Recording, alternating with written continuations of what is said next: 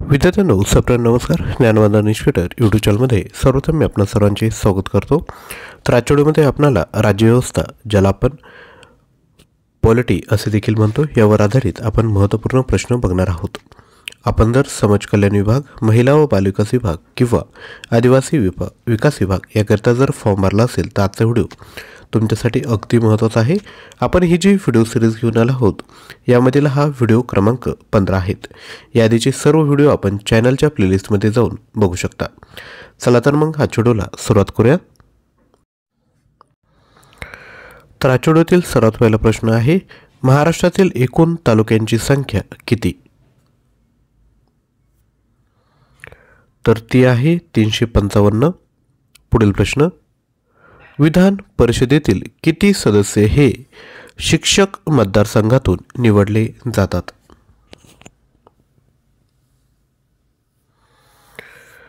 तर लक्षात घ्या, विधान परिषदेतील 12 हे जे सदस्य आहेत ते शिक्षक मतदारसंघातून निवडले जातात. पुढील प्रश्न, भारतात घटनात्मकरित्या किती भाषांना मान्यता देण्यात आली आहे?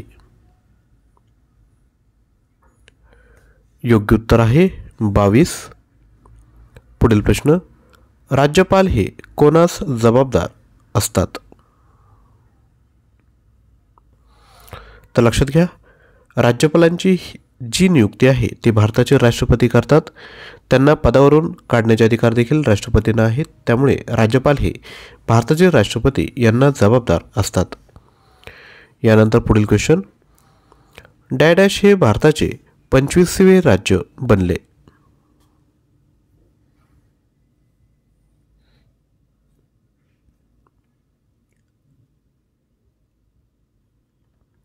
तर याचे योग्य उत्तर आहे गोवा. पुढील प्रश्न, डॅश हे मुख्यमंत्री आणि मंत्रिमंडळाच्या सल्ल्याने आपले अधिकार वापरू शकतात? तर याचे योग्य उत्तर आहे ऑप्शन क्रमांक 3 राज्यपाल. पुढील प्रश्न, कोणत्या घटना दुरुस्तीनुसार मूलभूत कर्तव्यांचा समावेश भारतीय राज्यघटनेत करण्यात आला? तर योग्य उत्तर आहे 42वी घटना दुरुस्ती. पुढील प्रश्न, भारतीय राज्यघटनेच्या प्रस्तावनेत कोणत्या संकल्पनेला अग्रक्रम दिला आहे? ऑप्शन आहे स्वातंत्र्य, समता, न्याय की बंधुभाव. तर लक्षात घ्या, भारतीय राज्यघटनेच्या प्रस्तावनेत न्याय ही जी संकल्पना आहे त्याला अग्रक्रम दिला आहे.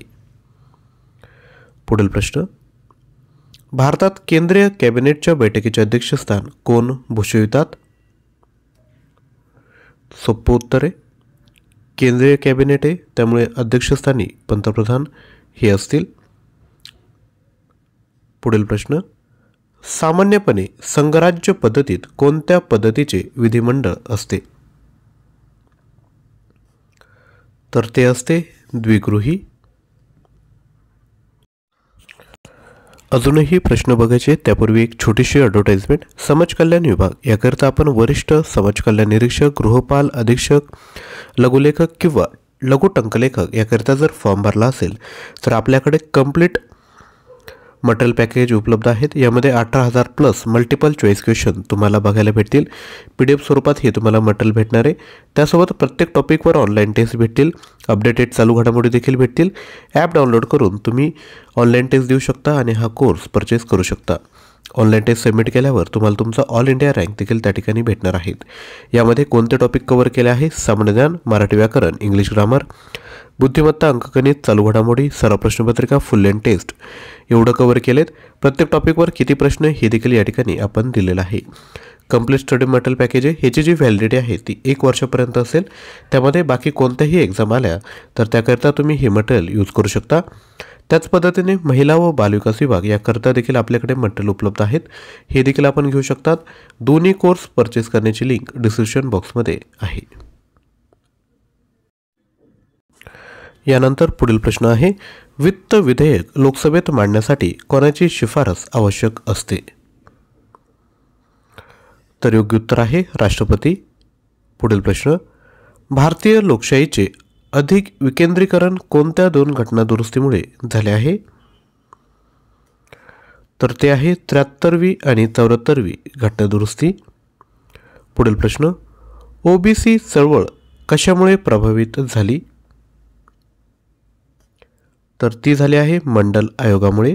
पुढील प्रश्न, विधानसभेत समान मते पडल्यास निर्णायक मत देण्याचा अधिकार कोणाला आहे?